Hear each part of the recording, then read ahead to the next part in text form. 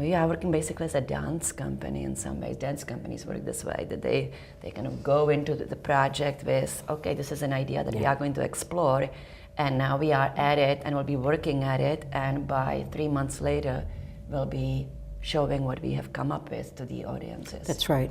My notion of theater and all of the artists that I fell in love with when I was really a young girl, the isolation has increased so much for writers because we are unattached to bodies and voices, and this collision, this wonderful creative collision of voices in the room. And I've never in my life worked like this. It's amazing. It's amazing. Considering how long you have been at it, for the first time in your life, you are actually writing for a company of actors. For the first time, I feel like a company member. Then I walk into the room and I see you and the company, and you've stripped away the inhibitions about the body. You've stripped away the inhibitions about movement. Yeah. And there's a transparency about the body and the voice. Yeah. About 5 years ago, I realized that my aesthetic has been changing. And I started to, I think starting somewhere around Eurydice, the play by Sarah Ruhl, and then going into Macbeth and Angels in America, Hourglass, Scorched by Vashti Muawad, that I have started to work with these open spaces and really focused on actors' presence on stage.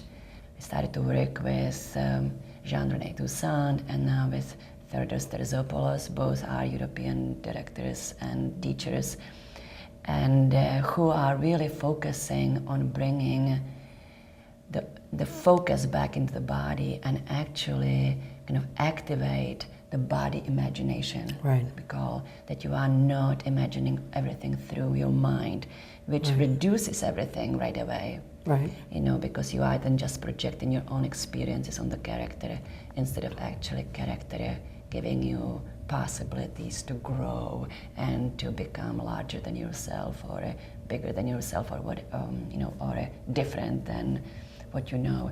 And I think those are possibilities because the body has memories that are ancient, they are old, and then they can come out through these exercises. One of the things that I've been talking to the veteran writers about, and I can see on everyone's face, is how much joy there is when you hear your words picked up by actors. Right.